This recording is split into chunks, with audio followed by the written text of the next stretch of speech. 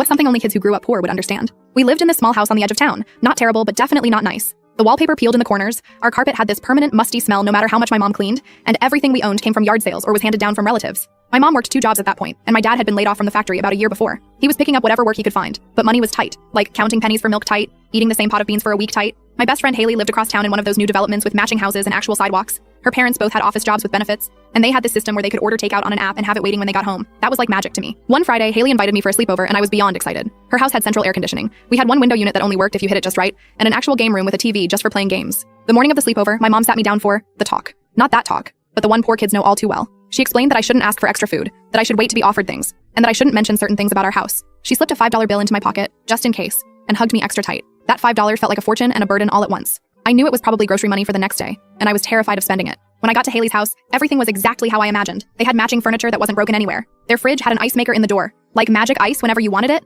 and when you opened their pantry, OMG, it was like a small grocery store in there. Dinner was pizza. Not the $5 special from the place by the gas station, but from the good pizza place in town. And they ordered 3 different kinds because they couldn't decide. 3. And wings, and breadsticks, and nobody acted like this was special or a big deal. After dinner, Haley's mom asked if we wanted ice cream. I said no automatically. The reflex of a kid who knows treats are for special occasions only. Haley looked at me like I was crazy. "You don't want ice cream?" she asked, genuinely confused. Her mom just smiled and brought out a whole container of each flavor for us to choose from. Later that night, Haley and I were playing in her room. She had so many toys still in packages, just waiting to be opened. I was careful with everything, putting things back exactly how I found them. At one point, she just tossed a doll across the room when she was done with it. I nearly had a heart attack. Around midnight, we got hungry again. Or rather, Haley decided she was hungry, and I wasn't about to admit I could always eat more. She said we should raid the kitchen for snacks. I followed her downstairs, nervous but excited. She opened the pantry and started grabbing things. Chips, cookies, candy, without checking if it was okay. I stood there frozen, waiting for an adult to appear and scold us. Nobody came. "What do you want?" she asked, arms full of snacks that would have been carefully rationed at my house. "Whatever you're having is fine," I mumbled, the script my mother had drilled into me coming out automatically. We took our midnight feast back upstairs. Haley opened a bag of chips, ate a few, then moved on to something else. The open bag just sat there. I couldn't stop staring at it.